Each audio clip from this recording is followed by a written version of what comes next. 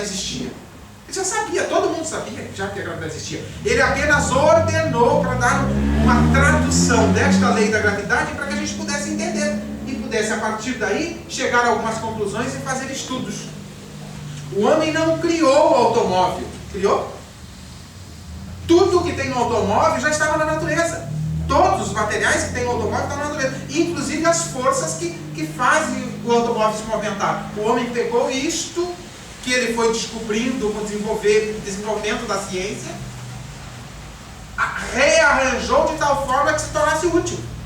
E assim vale para qualquer coisa. Tudo na natureza que nós vemos já existe.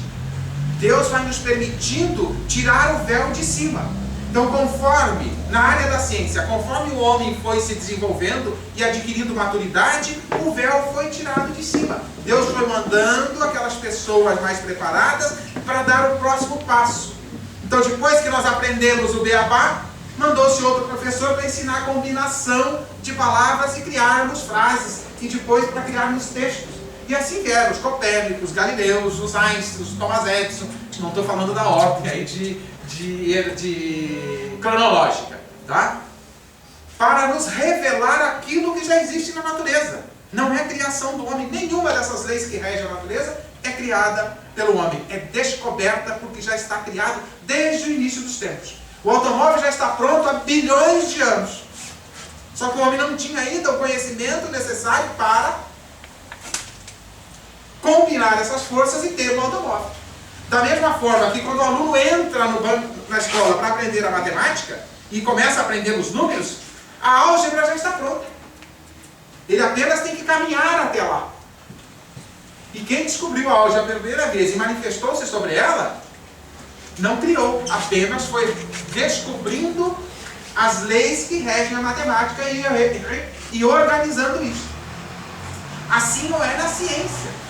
Deus vai permitindo ao homem, conforme a maturidade, que ele tire o véu de cima de uma série de coisas. Para isso ele envia pessoas preparadas. Porque se ele não enviasse professores, nós não descobriríamos. Se ele não enviasse esses Thomas Edison, esses Einstein, esses Copérnicos, estes Stephen Hawking e outros, nós ainda estaríamos, não sei se já estariam polindo pedra, talvez até ainda lascando pedra. Porque na medida em que nós vamos adquirindo maturidade numa ciência, Deus manda novos professores para trazer um passo seguinte. Assim não é no conhecimento espiritual, no conhecimento daquilo que está ligado ao espírito, daquilo que transcende. Então, gradativamente, nós fomos tendo conhecimento através dos profetas, através dos filósofos, vamos tirando algumas conclusões a respeito da vida, o sentido da vida, quem somos, o que fazemos aqui, para onde vamos. Eles foram construindo este entendimento a partir do quê? Das revelações que Deus permitiu. Então, no momento apropriado, Deus foi revelando, através do próprio homem, este conhecimento que vai sendo gradativamente adquirido. Mas nós temos a cada dia uma nova revelação. A cada dia nós temos uma pequena revelação. A cada dia nós temos uma revelação particular. Quando a gente aprende alguma coisa e descobre algumas leis que regem a natureza, nós estamos tendo, para nós em particular, algumas revelações. Diariamente.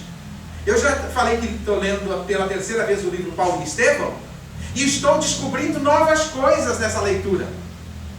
Porque agora eu estou lendo com alguma experiência a mais, com alguma vivência a mais, com outros conhecimentos que eu adquiri, lendo outras obras. Então agora, quando eu olho a obra Paulo e Estevão, ela me surpreende. E quando eu ler esta obra pela 10ª vez, ainda vai estar me surpreendendo e eu vou estar descobrindo coisas. São as descobertas particulares, as revelações que Deus me permite a partir do meu esforço. Então nós estamos constantemente tendo revelações. Muitas vezes nós fechamos os olhos a estas revelações. E muitas vezes ainda somos orgulhosos de achar que isso é nosso, que é criação nossa, que é invenção nossa. E não é. Está na natureza desde o princípio dos tempos. A lei da gravidade, a estrutura química que hoje nos propicia uma série de inventos, Já estava na natureza. As leis morais que regem o universo estão criadas por Deus desde o princípio dos tempos. Só que nós ainda não tínhamos o conhecimento necessário para conhecer. Mas a sensação de que algo superior, até o conhecimento de Deus, nós não tínhamos. Nós tínhamos em nós a intuição de que havia algo superior. E não sabíamos o que era. Lá nos primórdios da humanidade, começou-se a acreditar em algo superior. Aí começamos a acreditar que o sol era Deus, que a lua era Deus, que o trovão era Deus, que o raio era Deus, e assim por diante, que era algo superior. A gente tinha essa intuição. Por que tínhamos essa intuição? E ainda temos essa intuição. Agora mais consolidada, com mais base para o entendimento. Mas sempre a humanidade teve a intuição de Deus. Por quê? Porque somos seus filhos, temos a sua genética, temos a sua centelha dentro de nós. Agora precisamos desenvolver essa centelha. Deixai brilhar a vossa luz, nos convida o Cristo. Ou seja, deixai expandir a centelha divina que está em vós. Então o homem tinha esta noção. Mas ele precisava de lições de tal maneira que ele pudesse aos pouquinhos ter um entendimento real. Para que ele pudesse chegar na álgebra, pudesse chegar na engenharia do Espírito. Ele precisava gradativamente aprender as lições. Mas, tiradas essas pequenas revelações que nós vamos tendo conforme vamos adquirindo conhecimentos, nós temos as grandes revelações, os momentos cruciais da história da humanidade que Deus nos manda através de seres especiais. E a primeira grande revelação veio com Moisés, no Monte Sinai. Deus começa a preparar essa revelação no momento em que ele distingue o povo judeu. Quando ele convida lá, na cidade de Ur, na Caldeia, ele convida Abraão a criar uma nova raça. Não porque ele estivesse separando, mas era uma raça que estaria preparada para entender e levar à humanidade o entendimento do verdadeiro Deus. Tanto que a partir de Abraão começa a se ter a ideia de um Deus único. Até então nós tínhamos aí o politeísmo. E continuamos paralelamente com os outros povos no politeísmo. Várias crenças no entendimento de Deus. Mas o povo judeu era preparado para trazer esta informação. E aí, a partir de Abraão, começa a saga do povo judeu. Com esta finalidade, com esta missão de trazer ao homem o entendimento do verdadeiro Deus. O verdadeiro entendimento, a profundidade de... Então ele vai se preparando, já começa a entender um Deus único, um Deus espírito. E no momento apropriado, quando ele está maduro para isso, vem a primeira revelação através de Moisés. Moisés traz as leis morais. E aí nos traz, a partir do encontro com Deus, que na realidade Moisés, hoje estudando a doutrina espírita, a gente vai ver que Moisés era um médium de grande capacidade, que recebeu, não diretamente das mãos de Deus, mas de algum espírito de alta envergadura, que veio registrar as leis dos mandamentos divinos, porque Deus não faz nada diretamente. Ele faz através dos espíritos superiores que trabalham para Ele. O maior deles na Terra para nós é Jesus, que trabalha aqui nos auxiliando. É o responsável pelo planeta perante Deus, é Jesus. Mas isso chegaremos um pouquinho mais adiante. Então, neste processo de revelação, Moisés nos traz os 10 mandamentos, que é a lei de Deus, para começar o processo de entendimento. É como se nós tivéssemos, desde Abraão, tendo o entendimento dos números, para depois, com Moisés, aprendermos as 4 operações. Dá para fazer essa metáfora? Dá para perceber essa comparação? Então Moisés vem trazer como é que funciona o processo, o que rege esta relação do homem com Deus, do Criador com a criatura. E Moisés traz as leis morais, que são as leis de justiça. Ele vai trazer um enfoque na justiça e vai principalmente nos trazer informações do que não fazer. Não é verdade? Não pode pecar, não pode matar, não pode isso, não pode aquilo. É um monte de proibições para nos preparar para o que viria depois. Então nós temos com Moisés a lei da justiça. Claro que aí há uma certa confusão, e isto criou, depois com o advento do Cristo, uma série de dificuldades, porque além das leis de Deus, nas tábuas dos 10 mandamentos, Moisés incorporou as leis humanas, políticas, para reger o seu povo. E como ele não tinha poderes, força para impor as leis políticas, como hoje nós temos o exército, temos a polícia, temos o judiciário e assim por diante, ele não tinha isso. Então ele dizia que as leis que ele criava eram leis divinas, mas eram leis humanas. Estas são perecíveis. Estas leis não fazem parte da revelação, fazem parte da necessidade de estabelecer as relações dentro daquele povo com os outros povos e entre eles. Mas os 10 mandamentos fazem parte da lei de Deus, que é a revelação, para uma reflexão mais profunda, preparando o homem para fazer outros cálculos. A partir das relações das 4 operações, continuando na metáfora da matemática, ele nos traz as 4 operações através das leis morais. Isto é a base para o entendimento do que vem depois. Então a base toda que precisamos para a construção do edifício está em Moisés. Então não podemos estudar as leis divinas e entender Deus sem pensarmos em Moisés.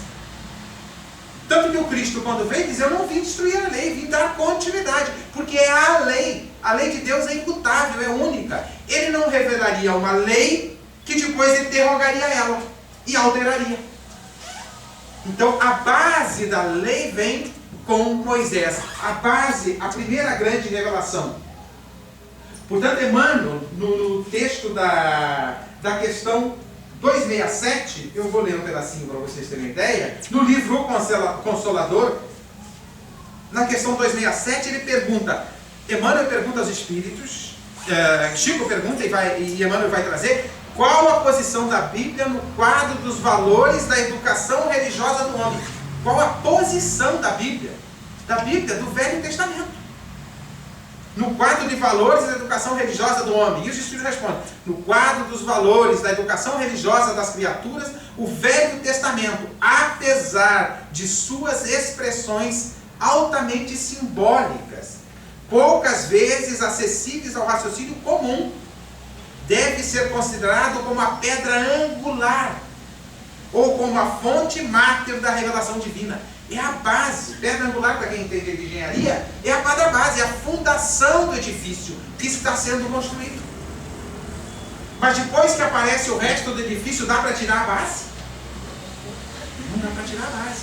Moisés continua extremamente importante as suas lições, mas para entendermos Moisés, temos que entender o contexto, a época. Nós queremos ler Moisés, ler o Velho Testamento ao pé da letra. E quando lemos ao pé da letra, o que acontece? Aparecem as aberrações. Porque, em primeiro lugar, isto foi trazido há 3.500 anos aproximadamente. 1.000 e poucos anos antes de Cristo. Então, qual era o contexto? Os espíritos intuem o homem. E ele traduz a intuição de acordo com a sua linguagem cultural da época. Eles não intuíram Moisés e Moisés traduziu aquele entendimento para o grego, para o italiano que não existia, para o francês que não existia, para o inglês. Ele trouxe para a sua cultura da sua época. Então, se nós queremos entender o Velho Testamento, temos que nos posicionar no judaísmo daquela época, no entendimento daquela época. E todo o Velho Testamento, ele está escrito em formas alegóricas. Todos os livros do Velho Testamento, às vezes separados um do outro por 500 anos, das escrituras do Velho Testamento, a partir dessa expansão que essas escrituras trouxeram com as vivências e com os profetas, eles estão separados às vezes de 500 anos um do outro no Velho Testamento. Então nós temos que nos posicionar. Uns estão na forma de poesia, os salmos, outros estão na forma de narrativa alegórica, as parábolas, e assim por diante. Boa parte estava escrita, outra parte era transmitida na metodologia oral, de pai para filho e assim por diante. Então eles procuravam decorar aquilo e passar adiante para os seus filhos. Então vinha de anos e séculos trazidas essas informações. De que forma? Oral, verbal. Então nós temos que entender a cultura, senão não dá para entender o Velho Testamento. Senão nós fazemos aberrações no entendimento. Senão quando se fala que Deus criou o homem a partir do barro e depois criou a mulher, o primeiro casal, Adão e Eva, e depois eles tiveram 2 filhos, Caim e Abel. Depois tiveram um terceiro, Sete, mas foi bem depois. Caim e Abel. Caim mata Abel. Deus, sabendo disso, expulsa Caim para as terras de Nós. E lá ele constitui família. E a gente acha que isso é normal e fica, não para para pensar. Nós temos cérebro, não pensamos. Se só tinha Adão e Eva, Caim matou Abel, sobrou Caim, Adão e Eva. Ele constituiu família com quem? Com a macaca? Deve ter sido. Né? Então nós temos que parar para pensar. É alegórico, é simbólico isso. Então a gente tem que aprofundar o entendimento da cultura da época para saber o que eles estão querendo dizer. Isto é a revelação. Este é o entendimento. Então devemos procurar utilizar o Velho Testamento como base. E aí depois, Jesus usa muito a figura de árvore. A comparação, a metáfora de uma árvore. Quando ele fala da figueira, quando ele fala de outros exemplos, ele vai usar a ideia de uma árvore. Se usarmos este exemplo da árvore, a primeira revelação, que é a base, é a raiz. Que a partir da raiz retira os nutrientes do solo e alimenta o restante da árvore. Mas Moisés e o Velho Testamento é a raiz que compõe essa árvore. Então, dependendo, não dá para abandonar o Velho Testamento para entendermos Deus e entendermos a sua obra. Ela é uma criação. E quando Jesus diz, não vim destruir a lei, porque a lei de Deus é única. Não existe mais de uma lei. Existe uma lei de Deus, que nós temos acesso gradativamente a ela e vamos aprendendo a conhecer. Não conhecemos tudo ainda desta lei divina.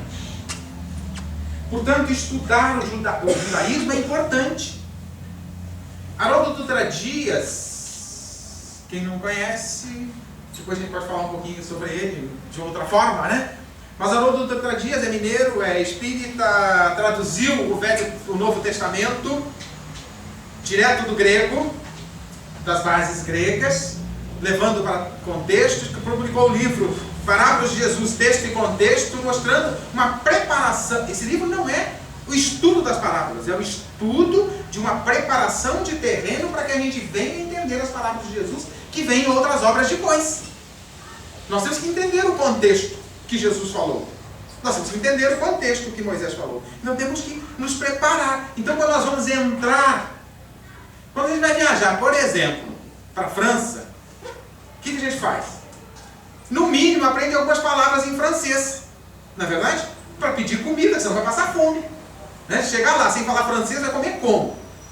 A gente precisa entender como é que é a culinária francesa para a gente escolher o que comer, porque senão vai comer alguma coisa lá meio estranha que a gente não vai achar muito legal, não, quando descobrir do que se trata. Porque cada povo tem a sua cultura, o seu tipo de alimentação, a sua maneira de agir e assim por diante. Então, se nós vamos para a França, nós vamos estudar o quê? Japonês. Temos que estudar um pouquinho de francês. Não vamos estudar a culinária japonesa, vamos estudar a culinária francesa. Se vamos estudar o Velho Testamento, temos que nos posicionar no judaísmo daquela época. Claro que não vamos nos tornar doutores do judaísmo daquela época, pelo menos ter uma noção do que as palavras significavam, o que estava sendo estava se querendo dizer naquelas palavras, naquele entendimento. Nós sabemos que as escrituras chegam para nós traduzidas por muitas línguas até chegar na gente. Quando Haroldo traduziu o Novo Testamento a partir do original grego, na verdade não é original, porque os originais não existem mais. São traduções que ele pegou, mas são as traduções mais próximas da realidade. São as obras mais próximas da época do Cristo, para ele poder traduzir. E ele se posicionou, ele foi estudar aramaico, ele estudou grego, estudou contexto de linguagem e por aí afora, para se preparar para isso, desde os 16 anos. Para poder traduzir, e aí traduz o Velho Testamento. Emmanuel vai perguntar, Chico vai perguntar e Emmanuel vai responder no livro O Consolador. Mais uma perguntinha aqui, e a última, depois nós prosseguimos.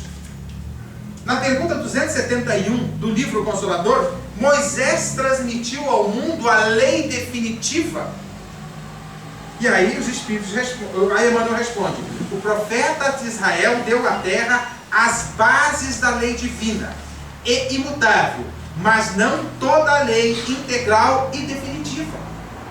Aliás, somos obrigados a reconhecer que os homens receberão sempre as revelações divinas de conformidade com a sua posição evolutiva.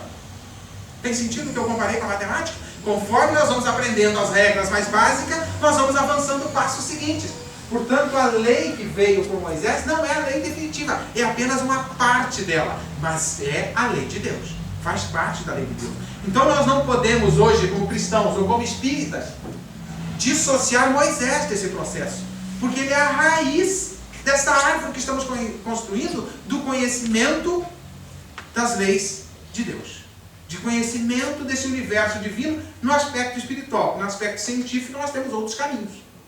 Então temos que tomar estes cuidados e não trazer os ensinamentos de Moisés, nem do Novo Testamento, ao pé da letra. Porque eu não lembro quem já estudou. Não lembro o autor, mas nos diz: a letra mata, o espírito vivifica. O que ele está dizendo com isso?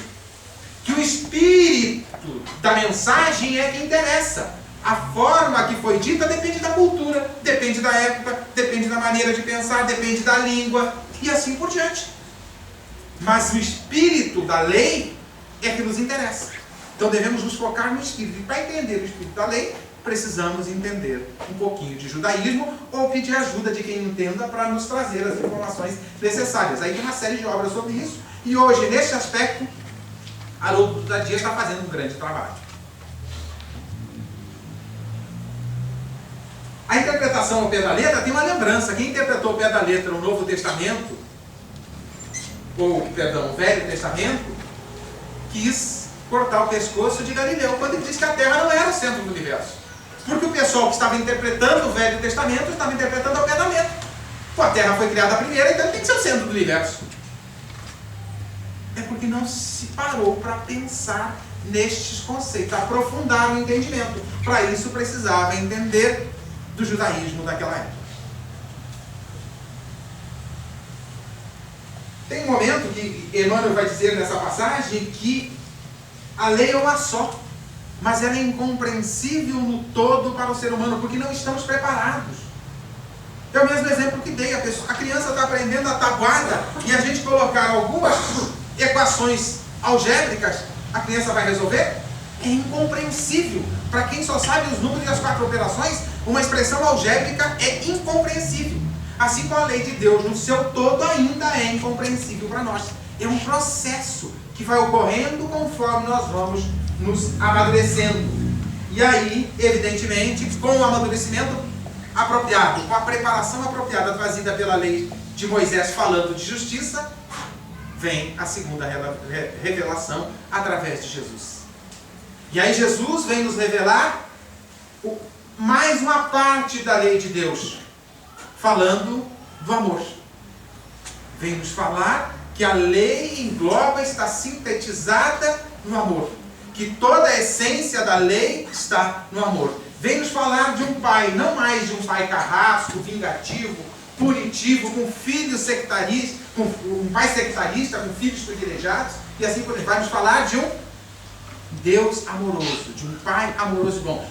Vai nos trazer novas lições para o nosso entendimento. Mas não desqualifica Moisés. Tanto que Kardec coloca no primeiro capítulo do livro Evangelho segundo o Espiritismo, ele coloca o capítulo: não vim destruir a lei.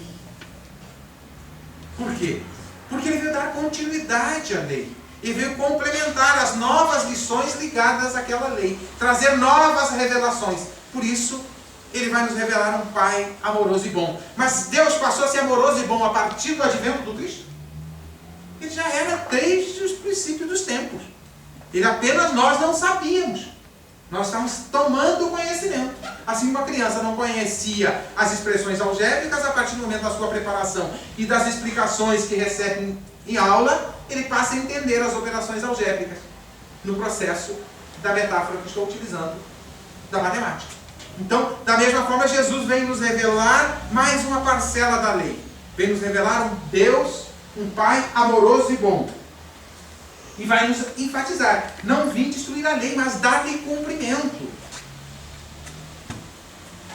E aí nós passamos a entender que a base da lei é o amor.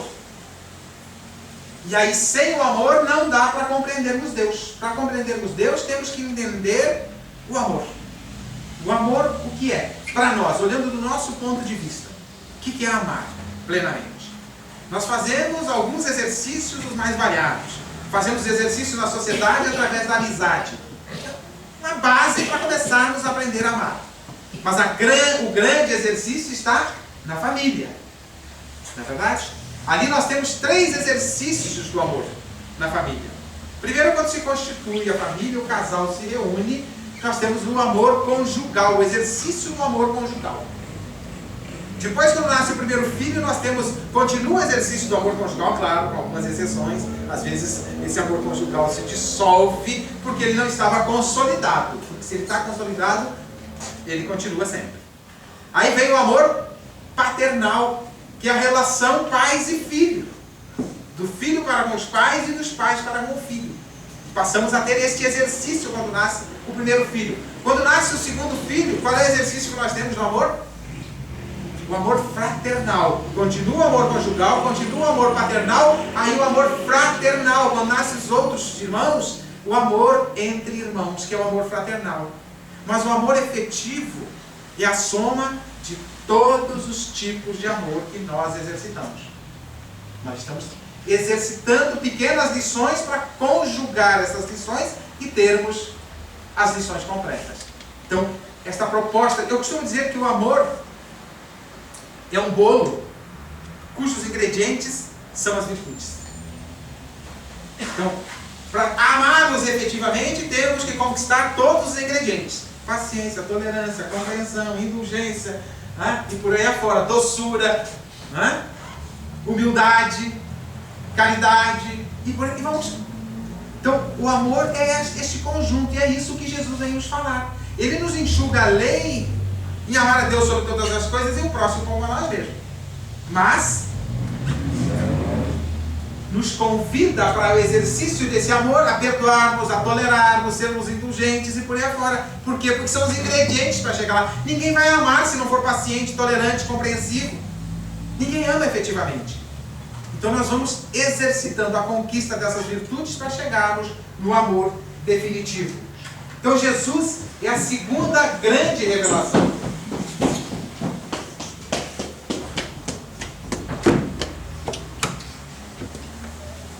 Tem uma passagem que nos diz: ainda há pouco e o mundo não me verá mais, mas vós me vereis, porque eu vivo, vós também me vereis. Está lá em João capítulo 14, versículo 19, João nos mostrando as mensagens do Cristo, que a semente que ele plantou, mesmo que ele não estivesse entre nós, a sua semente, que seria a revelação da lei do amor, estaria entre nós. Então nós temos aí a segunda revelação, trazida por Jesus. Mas novas lições seriam necessárias ainda. Não é tudo. O que Jesus trouxe não é tudo. Será que é tudo? Ele mesmo sabia que não era tudo, e ele diz: vou-me, mas rogarei ao Pai, e ele vos mandará um outro Consolador, o Espírito de verdade, que ficará convosco para sempre, para vos relembrar o que tenho dito, porque ele sabia que nós perderíamos pelo caminho os seus ensinamentos, que nós faríamos fogueira em seu nome, que nós faríamos guerras em seu nome, e assim por diante. Bem apropriado, guerras e fogueiras, bem de acordo com as suas lições de amor, não é verdade? Bem apropriado. Nós entendemos tudo o que ele disse, e fizemos guerra, fizemos fogueiras, e assim por diante, em seu nome. Será que está de acordo? Perdemos o seu ensinamento, perdemos o entendimento dos seus ensinamentos, principalmente a partir do quarto século, perdão. 325, o Concílio de Nicéia, o cristianismo tomou um novo rumo que até então não tinha. Criaram-se os paramentos, a hierarquia, os dogmas religiosos e assim por diante. A autoridade religiosa que não tinha. A autoridade era moral. Até 325, no Concílio de Nicéia, mudou-se os rumos. Quem quiser estudar um pouquinho isso, leia o livro A Esquina de Pedra, de Wallace Leal Rodrigues. Ele vai mostrar bem isso. Esquina de pedra por quê? Porque o cristianismo virou uma esquina e saiu da rota. Mas Jesus sabia disso e disse: eu mando um novo Consolador para vos relembrar o que tenho dito e para vos esclarecer todas as coisas, porque ele não tinha trazido tudo. Depois da álgebra nós entramos aí pelas derivadas, para quem entra aí na matemática, né? Derivada, integral, essas coisas todas. É mais ou menos isso. Então, terminado o entendimento de álgebra, podemos entender outras coisas. E no momento apropriado veio a terceira grande revelação com a doutrina espírita. Por que a doutrina espírita é a terceira revelação? Porque ela vem atender exatamente a proposta de Cristo. Ela vem nos trazer conhecimentos, reviver o Evangelho de Jesus. Porque se vocês observarem, os nossos estudos em doutrina espírita são, nas casas espíritas, são nos moldes que Jesus praticava naquela época e que se praticou até o 3º século, da forma que Paulo fazia, que Pedro fazia, e assim por diante. Ou seja, sem hierarquia, sem chefe, mas com um grupo quase que familiar, eram as igrejas até o 3º século. A doutrina espírita vai fazer isso, estudar o Evangelho sem paramentos, sem dogmas religiosos, sem rituais, sem autoridade hierárquica, nós não temos, sem pagamento, como dizia Paulo.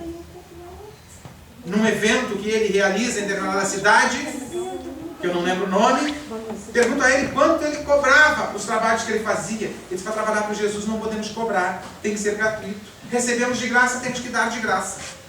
Então, não há os profissionais espíritas, já trazendo, revivendo o Evangelho de Jesus dos primeiros séculos, com a terceira revelação. Mas também veio nos esclarecer uma série de coisas que não conheciam.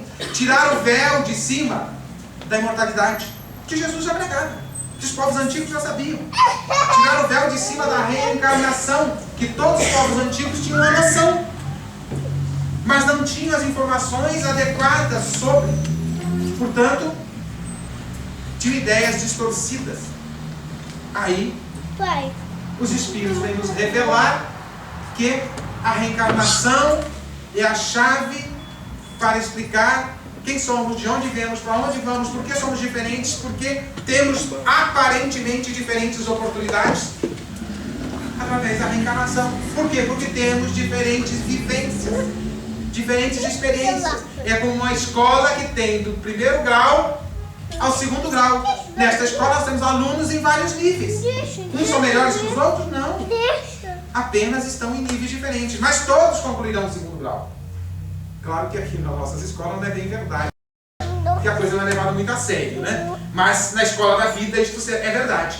Todos nós chegaremos a concluir os nossos estudos, porque Jesus nos diz que ninguém se perderá, nenhuma das minhas ovelhas se perderá.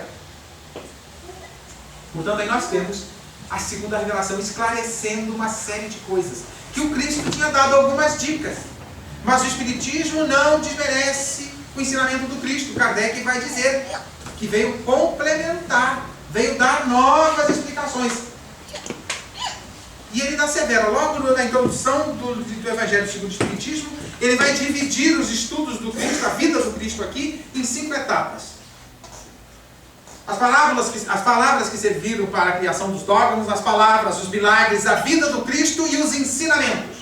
E aí Kardec vai dizer, todas essas 4 não me interessam, o que interessa são os ensinamentos. Só isso interessa. Isso faz parte da lei. Os milagres, coisa parecida, foram instrumentos que Cristo utilizou para se fazer presente, para se mostrar, para chamar a atenção. Mas a vida dele foi para servir de modelo, mas as lições que ele trouxe é que nos interessa. E ele vai dizer que estas lições são a base para que todas as crenças se unam sem uma degladiar-se com a outra e sem que uma queira impor a sua crença à outra, a terceira. Então Kardec vai nos mostrar claramente que não veio com a doutrina espírita destruir o Evangelho do Cristo, muito pelo contrário, lhe dar cumprimento, reviver o seu Evangelho na simplicidade dos primeiros tempos, dos primeiros séculos. Aí fica a sugestão de leitura. Portanto, por que o Espiritismo é a terceira revelação? Porque está em consonância com Moisés, que é a primeira, e está em consonância com Cristo, que é a segunda. Portanto, qualquer revelação não poderia contrariar as leis de Deus, trazidas por Moisés e trazidas por Jesus. Se contrariasse, alguma coisa estaria errada. Provavelmente na doutrina espírita. Então vem trazer novos conhecimentos, novas informações, porque já estávamos preparados para isso. Então devemos refletir um pouquinho sobre esta sequência. Mas aí, nessa comparação com a árvore, Moisés é a base, portanto é o tronco, as raízes da árvore. O tronco é a segunda revelação com Jesus, portanto Moisés é a justiça, Jesus é o amor. É o tronco, é o que dá sustentação também à árvore, que faz a estrutura da árvore. É o edifício.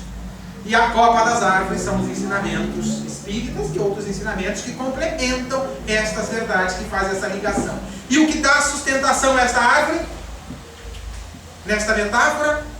A seiva. O que mantém a árvore viva é a seiva. O que é a seiva nessa nossa metáfora? A lei de Deus, que é única, imutável e atende a todos. Desde a raiz, o tronco e a copa. Portanto, aí nós temos as três grandes revelações trazidas por... personificada a primeira em Moisés, personificada a segunda em Cristo. E a terceira não tem personificação, é dos Espíritos. Não é de Kardec. Ele mesmo disse, eu só organizei, eu só codifiquei o que recebi dos Espíritos. Portanto, por isso que ele escreve o primeiro livro, é o livro do Kardec. É o livro dos Espíritos. Porque é a mensagem, a revelação trazida pelos Espíritos, com grande profundidade. Ou seja, é uma nova etapa nesta construção dessa matemática. Então, quando estávamos preparados, aí começamos a estudar o quê? Derivada, integral, e por aí outras formas que não estávamos habituados ainda e não estávamos preparados. Então é um processo. Todo mundo aqui já chegou em matemática, já chegou em derivada, álgebra, integral, essas coisas. Quem não chegou ainda, está mais lá para trás ainda na matemática. Neste processo de entender as leis divinas, nós estamos aí pelo caminho. Uns já entenderam a primeira parte, a raiz. Outros não entenderam nem a raiz. Uns já estão tentando entender a segunda revelação e aprofundar e viver. Não adianta entender sem viver. E viver a segunda revelação. Nós estamos aí em vários estágios. Então, para entendermos o Espiritismo como um todo, temos que conectar com Moisés e conectar com Jesus. Sem eles, não temos Espiritismo. Não temos doutrina espírita. Porque é a base. É a raiz, o tronco. A árvore só da copa não vive. Se tirarmos a raiz e tirarmos o tronco, não temos mais a árvore. E essa é a ideia das revelações. Deus gradativamente está nos ofertando novas lições. Na mesma forma que oferta na ciência. Nos oferta na área espiritual, na área do conhecimento moral, na área do entendimento das suas leis. Então, há necessidade que paremos para pensar. E quando pensarmos nas revelações, qualquer coisa que coloque qualquer uma delas contradizendo a outra, a interpretação está equivocada. Porque não pode contradizer. Todas as três revelações fazem parte da mesma lei. São partes que estão sendo reveladas gradativamente da mesma lei. E aqui eu faço uma pergunta, que em outra época eu seria talvez apedrejado. Né? Temos a última palavra? Deus já nos deu a última palavra? O Espiritismo é a última palavra de Deus? Que não. Para nós aqui é a última palavra. Ou seja, aqui vem complementar, vem somar, vem dar mais forma, corpo ao edifício. Mas já temos tudo. Nós não sabemos tudo sobre o nosso mundinho aqui. Nem na ciência, que a gente acha que está aí orgulhosamente top, né, do conhecimento científico. Realmente o conhecimento científico deu um salto muito grande, principalmente nos últimos 50, 60 anos. Né? Basta a gente olhar o que tem à nossa volta, desde os anos 80, 70, 60 para cá, que a gente nem imaginaria. Nas décadas de 60, ninguém imaginaria estar andando na rua conversando com alguém por uma parede sem fio. Né? Não imaginaria isto. E tantas outras coisas que temos à nossa disposição. Achamos que temos tudo, não sabemos, na área científica, não sabemos tudo sobre o nosso mundo aqui. Não sabemos tudo sobre o nosso corpo físico. Apesar do grande avanço da medicina. E queremos saber tudo sobre o plano espiritual, sobre o mundo espiritual, sobre o espírito. Nós temos 3 grandes revelações que nos preparam para novos saltos no futuro. O que vem depois, não sei. Mas se o que veio até agora é grandioso, é belo, dá pra gente sonhar com o que vem depois. No mínimo, se não neste mundo, porque vai levar alguns bilhões, uns bilhões de anos, quando a gente evoluir um pouquinho mais e dominar essas 3 revelações, na sua prática, no seu exercício, que cumpramos o que temos daqui, da lei de Deus, o que temos até aqui, saibamos cumprir, especialmente a lei do amor, né? Que é o resumo dessa lei toda. Quando estivermos preparados, iremos para outros mundos, que encontraremos de belo e grandioso desta obra divina em outros mundos. Tem um espírita lá de Minas Gerais que ele diz: eu sou espírita enquanto não aparecer coisa melhor. Isso não é heresia, faz parte do processo. Desmerece o espiritismo? Desmerece Jesus? Não, faz parte do processo de construção. Quem conhece engenharia com profundidade, matemática com profundidade, não desmerece a tabuada, continua utilizando as 4 operações, continua utilizando álgebra, continua utilizando derivada, integral e por aí fora. Da mesma forma que faz parte da lei de Deus, do conjunto, todas as revelações. A lei é única, é imutável. E quando Emmanuel nos diz na pergunta 271, se Moisés nos trouxe tudo da lei, nem de perto, ele trouxe só a base do edifício. O resto ainda está por vir. Mas por que não vem tudo de roldão? Já pensou se no primeiro ano escolar o professor jogasse tudo de matemática para os alunos, desde a formação dos números até matemática de alta complexidade, matemática aplicada e por aí afora? O aluno ia conseguir, caberia na cabeça do aluno, sem que ele tivesse as primeiras lições gradativamente? Caberia na nossa cabeça a lei de Deus, desde a época de Moisés, que ele trouxesse tudo sem uma preparação prévia das primeiras lições? Daria para construir o edifício inteiro sem antes construir a base? Daria para termos a parte da copa das árvores, da árvore, sem ter as raízes ainda? Não dá, é um processo. Então devemos refletir sobre isso. E quando estudarmos, não olharmos o Evangelho de Jesus ao pé da letra. Porque ele fala de forma alegórica, de acordo com a cultura da época. E ele utilizou a verbalização, ele não utilizou a escrita. A escrita começou depois, primeiro pelas anotações de Levi, ou seja, Mateus, que para nós aparece como Mateus, e depois os outros que escreveram, e muita gente escreveu. Nós temos 4 grandes evangelhos, mas muita gente escreveu e transcreveu e copiava os ensinamentos do Cristo. Então, nós temos parte desses ensinamentos porque o que eles ouviam foram escrever anos depois, escreveram detalhe por detalhe da vida do Cristo. E é impressionante quando Neio Lúcio nos traz, através da psicografia de Chico Xavier, ou Amélia Rodrigues nos traz, através da psicografia de Divaldo Pereira Franco, Neio Lúcio no livro Jesus no Lar, Amélia Rodrigues, Tribos de Deus e outros livros, vai nos mostrar a vida do Cristo em detalhes que não estão nos evangelhos. A beleza, a grandiosidade. A vida de Paulo, nós temos alguma coisa a respeito das cartas, mas quando lemos Emmanuel nos descrevendo a vida de Paulo e Estevão, no livro Paulo e Estevão, é encantador. Eu não vou pedir para levantar a mão quem já leu esse livro, porque poderia ficar meio constrangedor para alguns, né? Espíritas.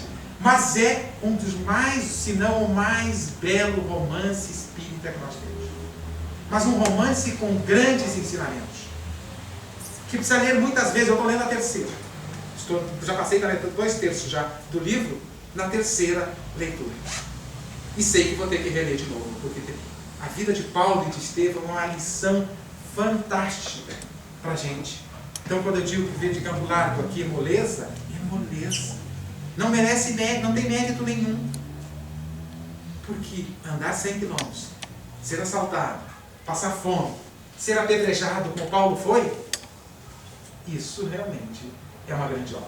E persistir, porque a gente na primeira pedrada já corria, não corria? Vocês acham? No apedrejamento, a gente na primeira pedrada, talvez corresse, não sei, estou falando de uma maneira geral, né? Então devemos pensar, essas lições vêm gradativamente para nós de acordo com a nossa preparação, porque não cabe na nossa cabeça. E para encerrar, uma historinha interessante de Santo Agostinho. Santo Agostinho viveu até os 32, 33 anos, perdido, confuso, viveu uma vida de prazeres. Perdido, era um perdido, na acepção da palavra mais simples, era perdido, até a meia-idade. E a sua mãe vivia tentando trazê-lo para os ensinamentos do Cristo. A sua mãe que veio a ser depois canonizada como Santa Mônica. Mas ele não queria saber. Mas lá pela meia-idade ele estava confuso, perdido, e já fiz de tudo, mas a vida não tem sentido. É um vazio existencial. Aí ele ouviu uma palavra, leia, uma voz, leia. Aí ele, leia, não tinha ninguém. A voz repetiu, leia. Quando ele passa os olhos assim procurando quem estava falando, ele viu na mesa da mãe dele a Bíblia. E disse, isto eu ainda não tentei. E resolveu. Deu no que deu, virou Santo Agostinho. Mas nessas reflexões, nesses momentos de angústia, de reflexão, que ele estava numa praia, provavelmente no Mediterrâneo. Quando ele viu, confuso, pensativo, angustiado, quem é Deus, o que ele quer, o que ele não quer, quem sou eu, essas coisas que a gente tem aí, quando a vida bate um vazio existencial. E aí ele viu um garotinho indo no mar com uma colher, pegar uma colher d'água, trazer e colocar numa pocinha de areia. Num buraquinho, na areia. Aí ele chegou pro garoto, se incomodou, perguntou pro garoto, o que você está fazendo? Eu vou botar toda a água do mar nesse buraquinho. Você tá maluco? Você acha que essa água toda vai caber nesse buraco? Aí o garotinho se voltou para ele, olhou nos olhos e disse, e você acha que Deus vai caber nessa cabecinha? Aí ele olhou, se assustou, o garotinho desapareceu. Provavelmente o anjo da guarda dele chamando a atenção dele. Que ele tinha que aprender as lições gradativamente. Não dava para querer tudo de enxurrada que não cabia. Será que Deus vai caber nessa cabecinha? E nós devemos nos perguntar, será que Deus cabe na nossa cabeça? Ou temos que ir colocando gradativamente, paulatinamente, lição a lição, ensinamento a ensinamento, atitude a atitude, ação a ação. Fica o convite para a reflexão. Agradeço a Deus aí a oportunidade de estar com vocês. A casa pelo convite e a vocês pela paciência de me ouvir. Que Deus os abençoe.